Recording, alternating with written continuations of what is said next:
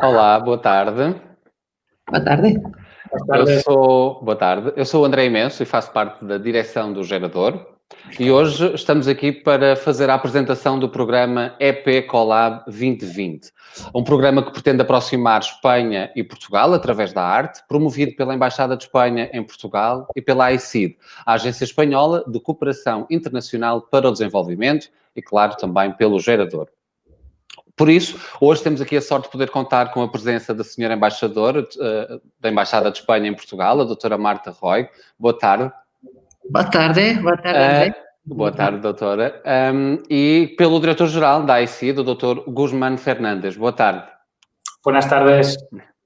Esta iniciativa, o EP Collab, está inserida no programa Ventana, uma janela para a cultura espanhola da AICID. Este programa pretende promover a internacionalização de criadores, instituições, festivais e indústrias culturais espanholas através de conteúdos digitais. Vamos ter a oportunidade de conhecer um bocadinho mais em pormenor sobre este programa Ventana e o trabalho que tem vindo a desenvolver, mas antes disso, começo por dar a palavra à senhora embaixadora e começo por lhe perguntar, para a Embaixada de Espanha em Portugal, qual é a importância das relações culturais entre Espanha e Portugal e quais são os principais eixos em que estas relações se articulam? Boa tarde, André. Muito obrigada por ter esta ocasión para dirigirme a través de Gerador a un gran público interesado en la vida cultural. Saludo también a Guzmán Palacios, que además de compañero desempeña en este momento de modo reciente una extraordinaria responsabilidad, que es la de dirigir, encauzar y gestionar la proyección cultural de España en el exterior a través de la Dirección General de Relaciones Culturales y de Cooperación. Bueno, para responder directamente a la pregunta, la relación cultural de España con Portugal es extraordinaria, de la misma manera que lo es con otros muchos países y en particular aquellos que son de habla hispana. Sin embargo, con Portugal, debido a la larga historia que hemos compartido durante más de 5 siglos y debido también a la proximidad física y también a una proximidad, de espíritu, compartida también por una lengua o unas lenguas que son muy afines. En fin, hay muchísimas circunstancias que avalan que nuestra relación sea intensa, pero no solamente intensa en cuanto a volumen de actividades y a ambición, sino también intensa en cuanto a la diversidad de la relación cultural. Abarca todos los ámbitos que se entienden por cultura, que como sabemos son muy diversos, y para ello tenemos instrumentos cada vez más consolidados y algunos de ellos novedosos, como es en este caso las redes. España en Portugal no solamente es una embajada de las más antiguas que tiene nuestra proyección exterior, pero también tiene una componente cultural muy importante. Tenemos una consejería cultural que se dedica exclusivamente a la promoción de las relaciones culturales, pero junto a la consejería cultural, que está siempre extraordinariamente gestionada, y en este caso por nuestra consejera cultural, Lourdes Menéndez y su equipo. Además, tenemos el Instituto Cervantes, tenemos también la Cámara de Comercio Hispano-Portuguesa, que no hace una labor estrictamente económica comercial, sino que también entra a respaldar y a incluso alimentar nuestra relación cultural a través de un diálogo muy extenso y, asimismo, la presencia de actores sociales, actores institucionales que tienen también su proyección cultural. No solamente los bancos y las fundaciones, la Fundación Caixa, la Fundación Ramón Areces, y tenemos también una presencia a través de las universidades, a través de un centro también, que es un Instituto Español de Giner de los Ríos, que es el colegio español más importante y más antiguo de los creados y de los que existen en este momento en el mundo exterior. En fin, tenemos muchísimos ejes. Pero volviendo un poco este es el marco de la acción cultural de España en Portugal. Pero después tenemos unas líneas de acción que son más específicas y que se enmarcan en programas, unos que son de carácter regular, metódico, sistemático, y otras actividades que tienen una labor más de proyección y de estrategia de largo plazo. Por ejemplo, en este momento la que estamos mencionando, que es el proyecto de colaboración y de intercambio de diálogo cultural a través de esta nueva ventana, que es la que se está lanzando en este momento. Y sin duda todos ya, al menos en Portugal, conocen la Feria Arco, la feria de arte emergente enmarcada en el Just LX, que es muy conocida, y, por ejemplo, Marca España, que es también una proyección, un programa cultural que se desarrolla cada 2 años y que proyecta la cultura española en todas sus múltiples dimensiones. Es multidisciplinar, aborda no solamente pintura, aborda también artes plásticas, artes musicales y, por supuesto, teatro, etcétera, cine. Y tenemos premios importantes. Quizá el más conocido en este momento por su importante dotación económica es el premio Luso Español, que se otorga cada 2 años alternativamente a un artista, a un productor cultural o un generador de cultura, en definitiva. Entre los más destacados recientemente pues están Pilar del Río, que es actualmente la directora de la Fundación Saramago, y el año pasado fue la cantante fadista Maritza. De modo que sí, hay actividad cultural enmarcada en contactos y relaciones que mantenemos con los gestores culturales portugueses, que son todos excepcionales, y aprovechamos la calidad de la cultura en Portugal para retroalimentarla con la nuestra a través de un diálogo y a través, bueno, de proyecciones y proyectos que en la medida de nuestras capacidades siempre intentamos respaldar.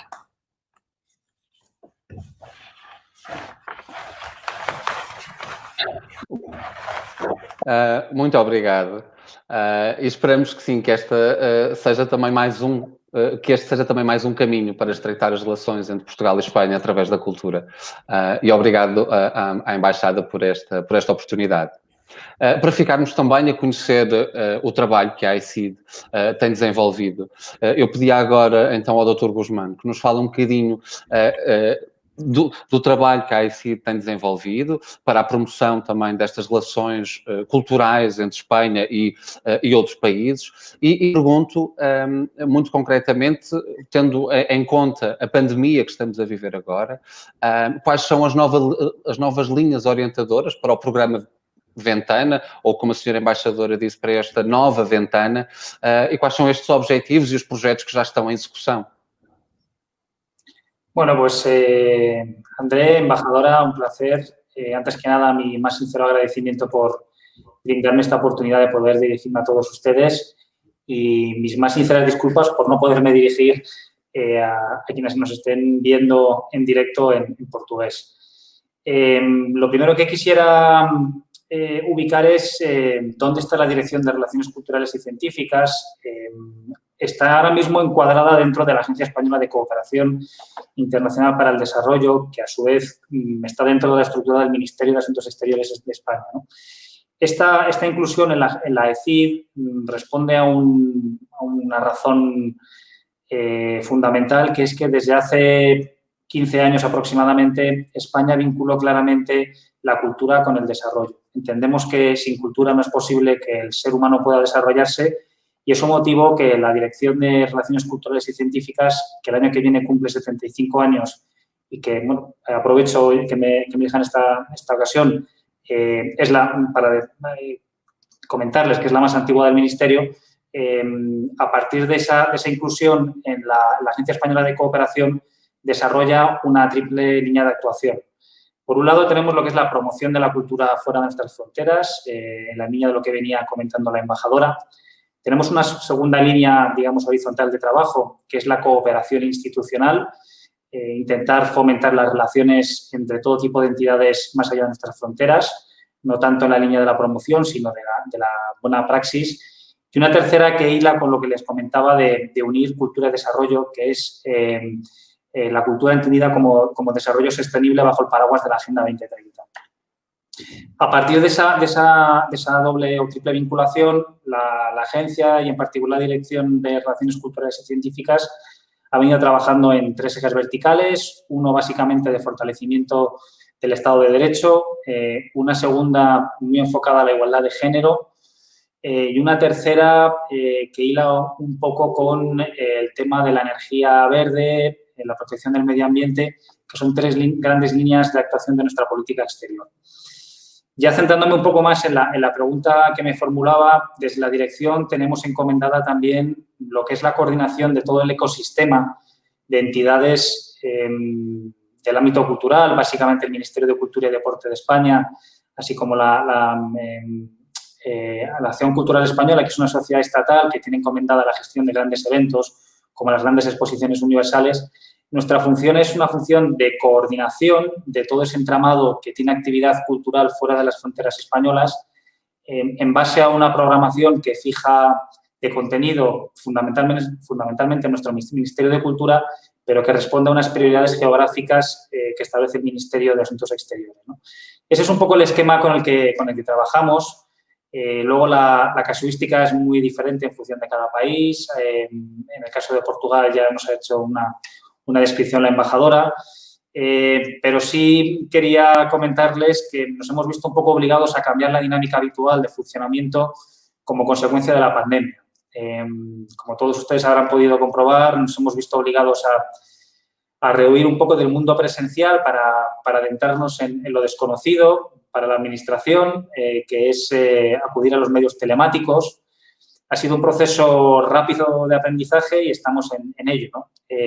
Eso se aplica también a nuestras relaciones culturales y esto motivó que a principios, o más bien a principios del verano, en el mes de junio, julio, se pusiera en marcha el llamado Programa Ventana, que como su nombre indica es una ventana a la cultura española a través de los medios de comunicación. Y, bueno, pues que vincula o que se une con lo que estamos aquí presentando, ¿no?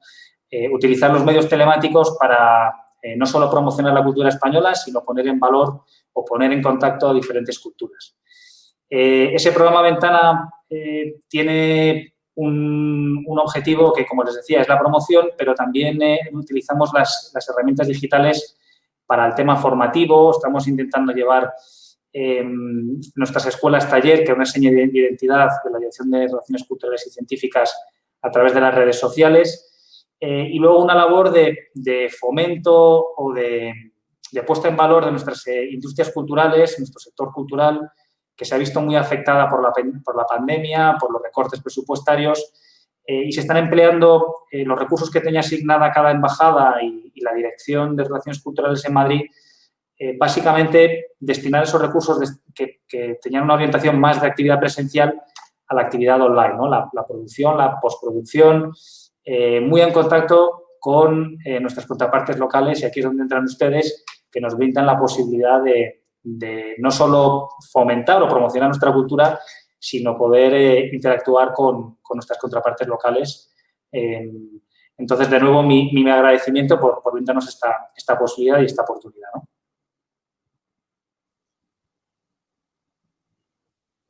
Muito obrigado. Também concordo plenamente. Acho que o digital é agora uma nova plataforma de criação e podemos utilizá-lo da melhor forma e dentro deste programa utilizar o digital exatamente para aproximar Portugal e Espanha através da arte.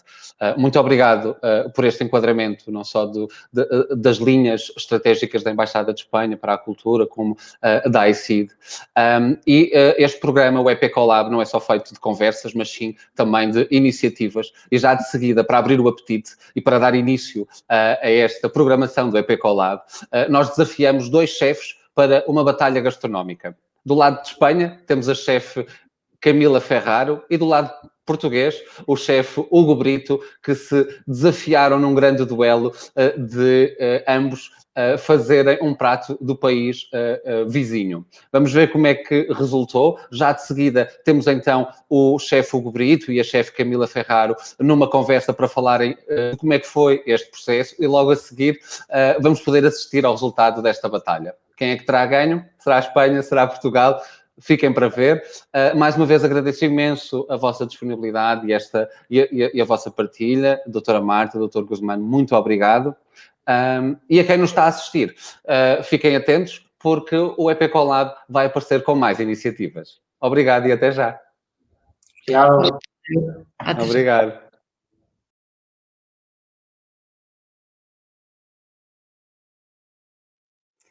Boa tarde. Boa tarde. Boa tarde. Buenas tardes. Quero aproveitar e agradecer a presença da Senhora Embaixadora de Espanha em Portugal, Marta Betanzos, e aos convidados para esta conversa, o chefe português Hugo Brito e a chefe espanhola Camila Ferraro. O chefe Hugo Brito iniciou a sua formação em Sociologia e Artes Plásticas. Foi durante uma pós-graduação em Artes Visuais em Amsterdão que se começou a dedicar à gastronomia. Trabalhou em diversos restaurantes neste país, bem como em Londres e Lisboa. Em 2014, abriu em Alfama o Boi Cavalo, um restaurante que define como descontraído, mas com compromisso político e cultural com a cidade onde se insere. De prestígio reconhecido, foi distinguido pela Condé Nast como estando entre os 20 melhores de Portugal. A chefe Camila Ferraro estudou na Escola Andaluz La Consola, em Málaga, e desenvolveu os seus conhecimentos da cozinha nos restaurantes El Lago, em Marbella, e A Poniente, em El Puerto de Santa Maria. Em Barcelona trabalhou em restaurantes como Roca Mo, Tanta e Moments. Foi chefe de produção durante 3 anos no Celler de Can Roca, que também, durante 10 anos consecutivos, esteve no top 5 do World's Best Restaurants. Em 2018, abriu em Sevilha o restaurante Sobre Tablas, que recupera as tradições gastronómicas com novos sabores e elabora uma nova carta a cada estação. Em janeiro de 2020, foi galardoada com o prémio Cozinheira Revelação de Madrid Fusion, passando a ser a primeira mulher distinguida com este prémio. Bem-vindos, bem-vindas. Muchas gracias. Obrigado. Obrigada. Obrigado a todos. A dieta mediterrânica, partilhada por Portugal e Espanha, foi declarada Património Cultural Imaterial da Humanidade pela Unesco em 2013. E a Unesco descreve-a como um conjunto de habilidades, conhecimentos, rituais, símbolos e tradições relacionados com os cultivos e colheitas agrícolas, a pesca e a criação de animais, e também com a forma de conservar, transformar, cozinhar, partilhar e consumir os alimentos. Dirijo a primeira questão à senhora embaixadora Marta.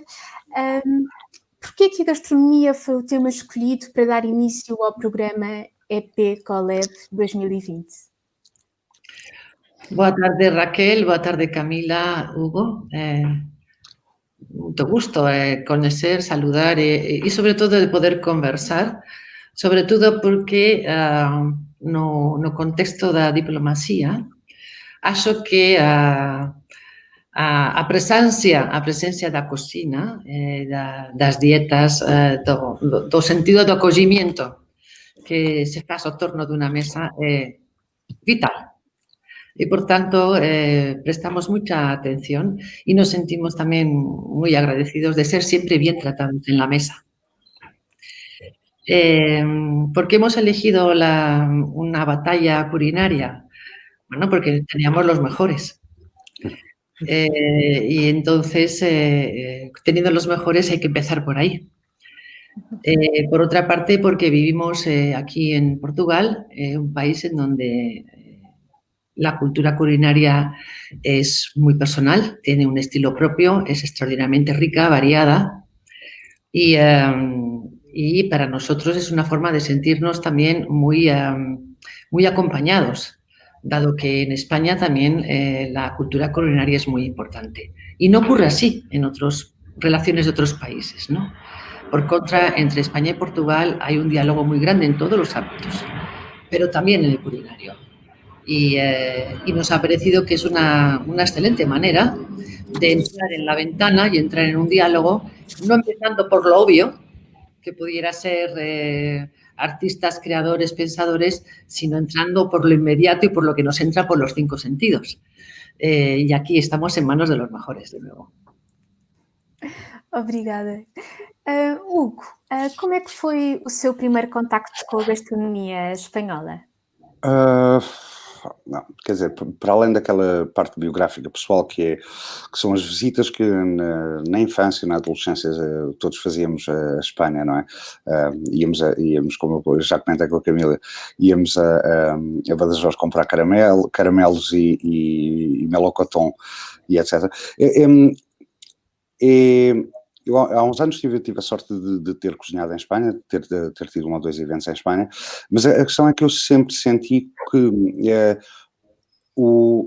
Espanha ser o nosso vizinho imediato não era apenas uma questão geográfica, era também uma questão de identidade, de hábito e de cultura. Nós partilhamos muitos hábitos e partilhamos muitos hábitos e de alguma maneira o território é dividido por uma fronteira política, mas que muitas vezes parece que essa fronteira política é porosa. A Andaluzia e o Algarve e partes do Baixo Alentejo são automaticamente comunicantes, a Galiza e o Minho são automaticamente comunicantes, quer em termos de cultura diária, de língua, de hábitos. E então, às vezes, a insistência óbvia e clara numa fronteira política deixa esquecermos daquilo que é uma proximidade cultural, uma proximidade territorial e geográfica e quase de um terroir, para usar a expressão francesa, que são comuns e que são muito semelhantes. No fundo é quase uma proximidade natural. Às vezes temos que fazer um bocadinho a ginástica mental de não criar uma rejeição que é baseada então numa fronteira política, porque apticamente, em termos naturais, a proximidade já lá está, não é? Obrigada, Hugo. Camila, como é que foi o seu primeiro contacto com a gastronomia portuguesa? Bueno, como bien dice Hugo, tenemos la suerte de estar muy cerca. Yo, en mi caso, desde Andalucía, conocer bastante el Algarve e incluso ir precisamente, ¿no? a ir a comer y volver, ¿no? En el mismo día, ¿no? Era una excursión habitual, sobre todo del verano, ¿no? Entonces, bueno, pues yo además con curiosidad gastronómica, pues voy integrándome un poco en esa cocina y sobre todo como la gastronomía une, siempre buscas, ¿no? similitudes en diferentes países, en diferentes territorios, acercándolo también un poco a tu cultura, a los conocimientos y a las recetas tradicionales que más conoces, ¿no? Entonces, bueno, viendo también ese guiño, pero a la vez también tan diferentes, ¿no? Que no, estando tan cerca y utilizando quizás muchos productos similares o iguales, cómo desarrollar diferentes elaboraciones y, bueno, siempre me ha traído mucha curiosidad y la verdad que este es un momento estupendo para poder plasmarla y, sobre todo, seguir desarrollando e conhecendo muito mais a gastronomia portuguesa. Obrigada, Camila. Consegue identificar nas suas criações alguma inspiração na cozinha portuguesa? Perdão? Se consegue identificar nas suas criações alguma inspiração da cozinha portuguesa? Bueno, en mi caso, en el plato que he desarrollado, era de una cataplana. A mí la verdad que es un plato que me traía muchos recuerdos porque son normalmente comidas que haces en grandes compañías y de celebración, ¿no? Entonces, partiendo de esa felicidad, ¿no? De ese momento en concreto que un plato te puede llegar a producir o el entorno que genera, pues fue el punto de partida para decir, bueno, vamos a tratar de darle una vuelta a este plato y a este concepto para tratar, bueno, en este caso, sobre todo de sorprender a Hugo. Hugo, consegue também identificar nas suas criações alguma inspiração da cozinha espanhola? Eu diria que não é tanto uma questão de inspiração espanhola, é que nós temos no fundo, quase um esqueleto comum. Houve uma ocupação árabe, ou uma presença árabe no sul de Portugal e no sul de Espanha até ao século XVI. E essa presença foi instrumental na formação de uma cozinha espanhola, principalmente do sul de Espanha, como do sul de Portugal. Portanto, no fundo nós temos uma raiz comum mais do que uma procura de inspiração nas cozinhas mútuas. Tivemos quase sei lá, se as nossas raízes depois temos, os países diferentes têm pais e mães diferentes, mas se calhar pelo menos o pai na Andaluzia e no sul de Portugal, que seria então essa presença árabe, o pai é comum, portanto eu nem sequer preciso de pensar especificamente numa gastronomia espanhola ou numa gastronomia portuguesa, mas basta ir uma geração atrás a esse pai árabe que cá permaneceu até há 4 séculos atrás. Lemos na descrição da Unesco que esta dieta passa por rituais, símbolos e tradições.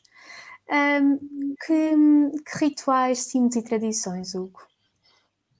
Em primeiro lugar, é pensar que o que nós fazemos, a gastronomia, tem a ver com questões que são questões de sobrevivência, de manutenção de vida, mas que também têm a ver com o lado social e de construção de identidades e de proximidades. Nós, as culturas mediterrânicas, caracteristicamente portuguesa, espanhola, italiana, grega, têm um hábito culturalmente muito enraizado de se reunirem em torno da mesa, de celebrarem ocasiões em torno da mesa e de usarem a mesa e as refeições como uma espécie de alicerce para a manutenção e para o fortalecimento de relações sociais. Nós somos famílias e somos povos da mesa e povos que celebram o estarem vivos e estarem próximos através da mesa. Portanto, é muito isso. A comida para nós, povos mediterrâneos, não é só combustível para a vida, é uma das partes essenciais da vida, e eu acho que será essa a parte, esse ponto cultural e esse ponto que nos caracteriza, que é fortíssimo. Obrigada, Hugo. Camila, é possível contar un país a través da gastronomía?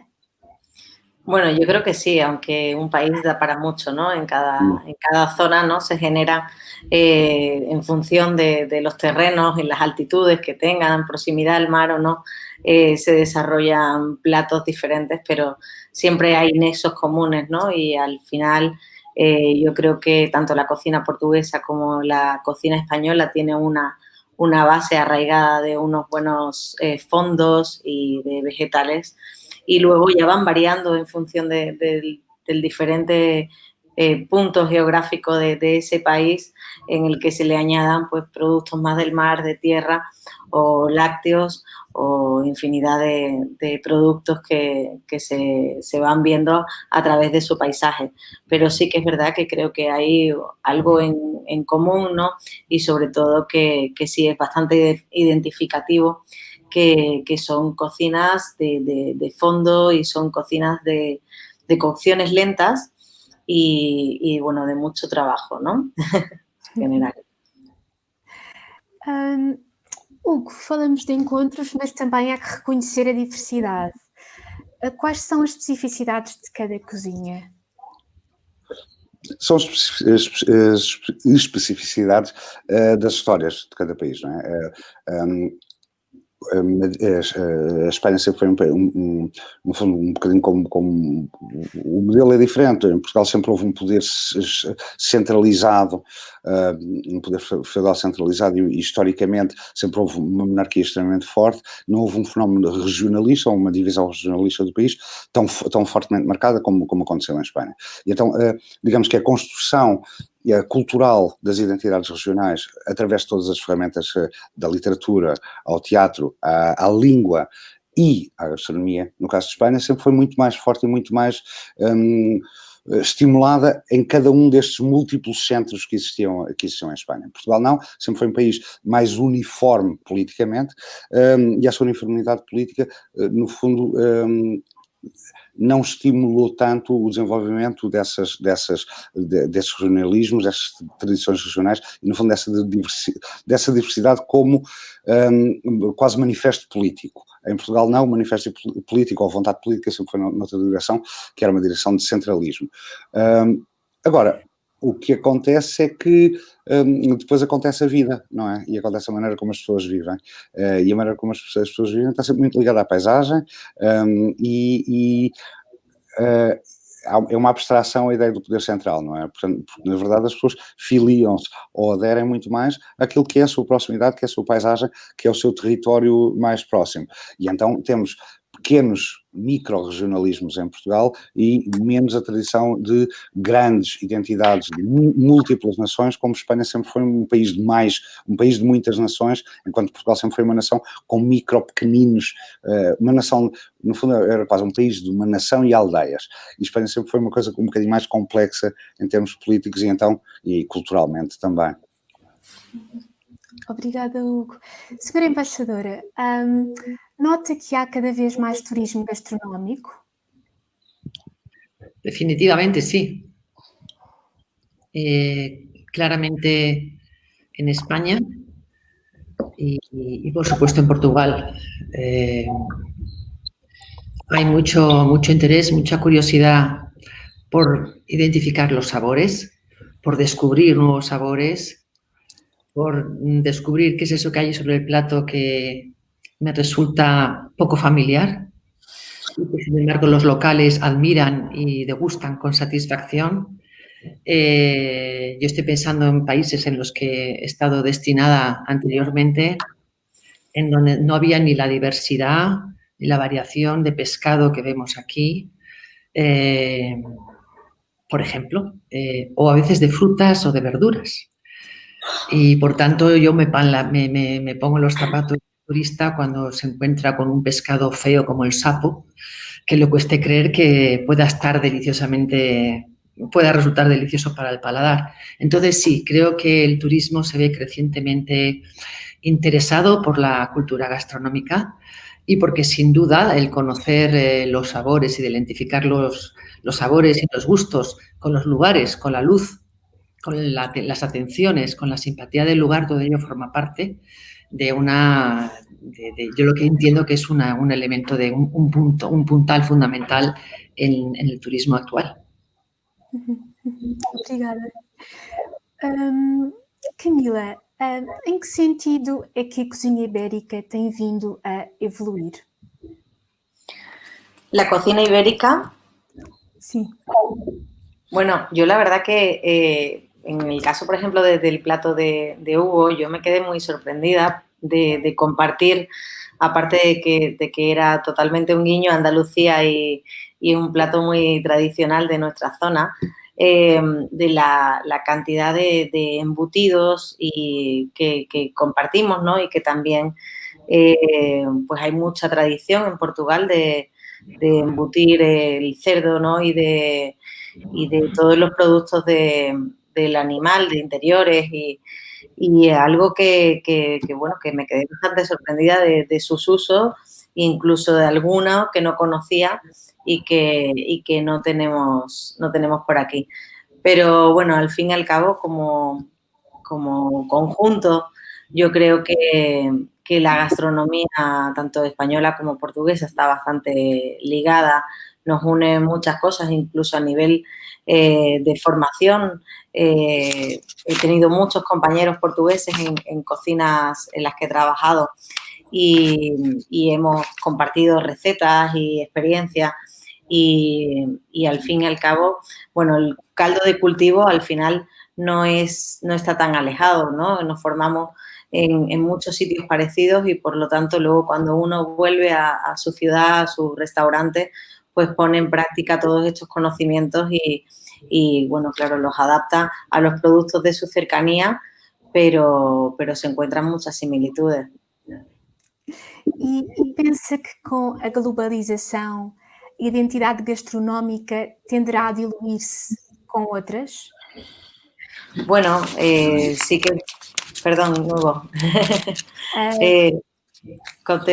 Bueno, digo que creo que, bueno, todo enriquece, ¿no? Y a nivel gastronómico, pues mucho más. Cualquier aportación, pues siempre es buena y además ya, por ejemplo, en mi entorno tengo productores que están cultivando bueno, hortalizas de otros puntos del mundo que enriquecen más nuestra gastronomía, ¿no? No es simplemente el comprarlo de un país muy lejano, sino que ya se están produciendo muy cerca de nosotros y esto pues es el momento de incorporarlos incluso a nuestras recetas tradicionales y por qué no transformarlas o mejorarlas en algunos casos. Entonces, todo suma, pero sí que es verdad que yo soy una fiel defensora de que hay que mantener también las recetas tradicionales y no sacarlas de las cartas definitivamente de los restaurantes.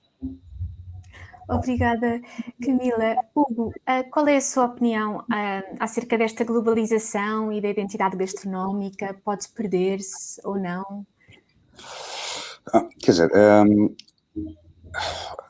pode perder-se, sim. Eu não acho que, não quero ser pessimista, mas não podemos deixar, ou não podemos pensar que ela se vai defender a si própria. Temos que ser nós e tem que ser uma espécie de consciência cultural de que isto é realmente parte da nossa cultura, isto é parte de quem nós somos e que temos que, de alguma maneira, a valorizar individualmente e cotidianamente. Portanto, saber que os produtores que continuam a insistir em produzir aquilo que são as nossas variedades autóctones, as pessoas que se dedicam a fazer a pesquisa antropológica daquilo que é o nosso património gastronómico e culinário, e as pessoas que o praticam têm que ser recompensadas e têm que ser recompensadas financeiramente, de modo a que a sua atividade seja perdurável e perdure no tempo. E então, sim, há um trabalho que eu acho mais feito em Espanha do que em Portugal, de atribuir valor a isso. A Espanha, eu acho que está bastante à frente do que nós em relação a isso, em relação a ter consciência daquilo que é o seu património e a dar-lhe valor. Eu acho que em Portugal ainda estamos um bocadinho aquém, mas acho que felizmente, uma coisa que me dá otimismo, é que cada vez mais eu vejo que as pessoas estão interessadas, as pessoas começam a ganhar consciência em relação a isso. Mas sim, não podemos deixar-nos levar por uma onda que é uma espécie de infantilização e universalização do palato e da gastronomia, porque às tantas acabamos todos iguais e não todos mais interessantes, que é o que às vezes está um bocadinho a acontecer. Portanto, é uma luta, não acho que seja... temos que, como consumidores e como pessoas que trabalham nisto, estar conscientes que isto é uma luta, isto não é uma coisa que vá cuidar de si própria. Obrigada, Hugo. Camila, qual a importância da sustentabilidade na cozinha? ¿La importancia, perdón, de qué? Da sustentabilidade. No entiendo, perdona. Sostenibilidad, sí, perdona. Bueno, yo creo que ahora mismo está habiendo una revolución gastronómica en este sentido, ¿no? Creo que somos, o por lo menos las nuevas generaciones, bastante conscientes de que tenemos que trabajar con los productos de proximidad, los productos que estén de temporada y sobre todo, bueno, pues respetar las vedas en el caso del mar, de las aves. Y entonces, pues con todo esto, ahí creamos la genialidad o el desarrollo también del cocinero de saber que hay que adaptarse a estos productos y a estas temporadas y a partir de ahí, pues, seguir creando incluso más, más novedosamente, ¿no? Entonces, yo la verdad que en el restaurante trabajamos estrictamente con productos de temporada y de cercanía, porque así lo creemos y porque creemos que debemos explicar también en esta experiencia gastronómica que se puede vivir en el restaurante un paisaje, explicar, en el entorno en el que estamos y el por qué se come esto aquí y no dos ciudades más para allá, ¿no? Entonces, yo creo que eso, que ahora mismo estamos todos bastante conscientes de que está habiendo un cambio, incluso buscando también en el recetario tradicional de evocar a la memoria del comensal y hacerle recordar platos que, pues eso, pues con la cantidad de oferta que hay ahora, pues parece que uno lo ha olvidado y que siempre le trae muy buenos recuerdos cuando cuando vuelve a degustarlo. Obrigada, Camila. Hugo, sente que há uma relação de proximidade entre os chefes portugueses e os chefes espanhóis? Bom, eu acho que começa a haver. A Espanha sempre foi uma potência, uma das grandes potências gastronómicas do mundo, que criativamente, a todos os níveis continua a ser. Portugal começou mais tarde e então as relações que ainda há são um bocadinho pessoais, não é, Portugal ainda está a demorar um bocadinho a afirmar-se. Agora começa a acontecer mais, isto que aconteceu é um exemplo. No fundo, começamos a aproveitar as proximidades de país e de línguas, porque nós estamos aqui a falar em português e em espanhol e estamos mais ou menos a conseguir entender-nos. Parece que há uma naturalidade em que isto aconteça. Eu acho que é um bocadinho... O que continua a não acontecer no caso português é que há, no fundo, há uma espécie de consenso social em Espanha, digo eu, de que a gastronomia e o trabalho que nós fazemos, que eu e a Camila fazemos, tem um valor intrínseco e tem um valor cultural intrínseco. Em Portugal, isso ainda não é tão garantido a ponto de existir, no fundo, um investimento estatal, no fundo, um investimento geral, no sentido de promover e de divulgar e de criar essa maior proximidade. A Espanha já o tem, já chegaram há muito mais tempo do que nós à conclusão de que isto é cultura e de que a gastronomia é essencial para a formação de uma identidade e para a defesa de uma identidade nacional. Em Portugal ainda estamos um bocadinho atrasados. E como é que faz o balanço na atual cozinha ibérica de autor entre a abordagem tradicional e a estética? A nutricional e a estética, peço desculpa. Não sei se percebo a pergunta. Sim, geralmente nós associamos a cozinha de autor com um cuidado muito grande na inovação e também com um cuidado muito grande na estética. Mas pensa que estamos a evoluir para uma abordagem que também tenha em conta o valor nutricional? Eu acho que, sei lá, desde a nouvelle cuisine, desde os poireaux, etc., eu acho que essa parte da importância, desde que se aligeirou, digamos assim, a cozinha francesa, essa importância ou essa atenção dada ao valor nutricional dos alimentos sempre esteve presente. Eu acho que esse lado mais estético ou de uma maior preocupação estética e com a apresentação tem a ver com uma evolução que foi levada até um certo ponto e que tem a ver muito, no fundo, com por um lado, uma questão da comida apelar a todos os sentidos e a visão ser um deles, não é? E por outro lado também uma questão no fundo, de manifestar o valor do trabalho na comida. Um prato que seja claramente, e que tu percebas que ele claramente teve um investimento muito grande em termos de trabalho quando é montado, no fundo está a mostrar o valor que é muitas vezes ou que muitas vezes estaria escondido. A apresentação, no fundo, é quase uma ferramenta para dizer, olha, isto deu muito trabalho a fazer lá atrás e torna isso manifesto.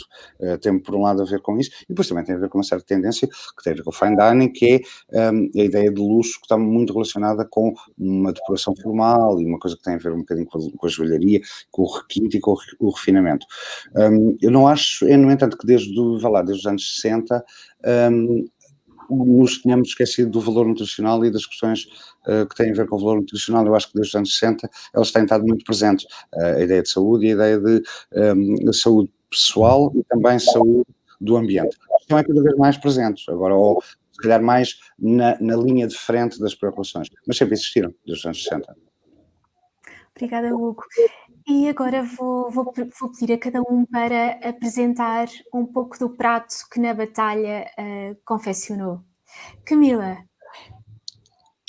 Bueno, pues el plato que he elaborado es una cataplana, una elaboración que me trae muy buenos recuerdos, pero sí que es verdad que no pude decidirme entre mis dos cataplanas preferidas, que una era la de mariscos y otra era la de batata con pulpo. Entonces decidí hacer dentro de esta batalla otra batalla dentro del plato y entonces el plato consiste en que la mitad del plato está compuesta de un parmentier con cilantro y con diferentes mariscos como navajas, almejas, gambas y la otra mitad está compuesta de batata, de puré de batata, con pulpo, por supuesto, y bueno, acompañándola también con hierbas del mar, ¿no? Como algas, como son la salicornia y el saltifinger, y acompañándolo también pues con un poco de perejil y de cilantro frito. A esto también, pues, un denominador común, como Hugo comentaba, de esas raíces árabes que tenemos, pues también llevaba un aire hecho con azafrán. Y en el plato, bueno, esto sería el contorno del plato, y en el plato, en el centro, iría una crema con una elaboración pues tradicional de la salsa que se produce al hacer la cataplana con cebolla, con pimientos, con tomate y con un poco de oporto para darle sobre todo identidad. Así que, bueno, es un plato de cuchara para ir comiendo y que cada bocado sea sabores, te encuentres sabores y experiencias diferentes. Obrigada, Camila. Hugo, como é o seu prato? Então, eu peguei numa coisa que nunca tinha comido, para ser sincero, pringá, que então, pelo que depois a Camila me explicou, que é uma coisa um bocadinho mais flexível do que eu pensava. Eu tinha lido ou tinha interpretado como uma espécie de, no fundo, um aproveitamento, ou um prato de aproveitamento de partes menos nobres do animal, juntamente com enchidos, e que era utilizada só como tapa, e então interpretei a partir daí e pensei, ok, uma tapa, ou, neste caso seria isto barrado sobre pão, no fundo é uma pasta de carnes, de várias carnes, que será uma coisa que tradicionalmente eu imagino que era um bocadinho aproveitamento daquilo que havia, portanto, novamente um destes pratos de países que eram, e durante muito tempo pobres e que tinham cozinhas baseadas nessa sustentabilidade básica. Então foi pegar nisso, pegar naquilo que seria uma pasta de carne barrada em cima de um pedaço de pão e tentar dar-lhe um bocadinho mais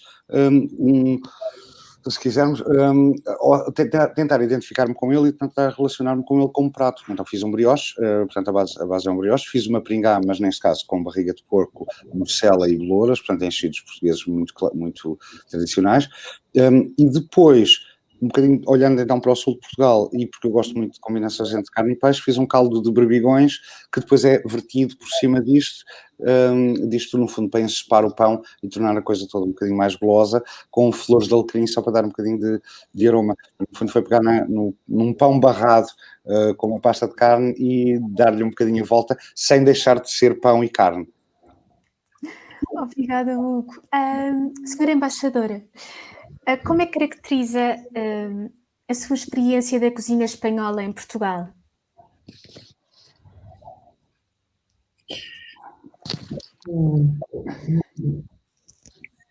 No entiendo muy bien la pregunta. Sim. Ou seja, como estando a viver em Portugal, nota que há uma forte presença da cozinha espanhola, de restaurantes espanhóis, de chefes espanhóis em Portugal, e costuma consumir? Bien, ahora entiendo la pregunta. Gracias.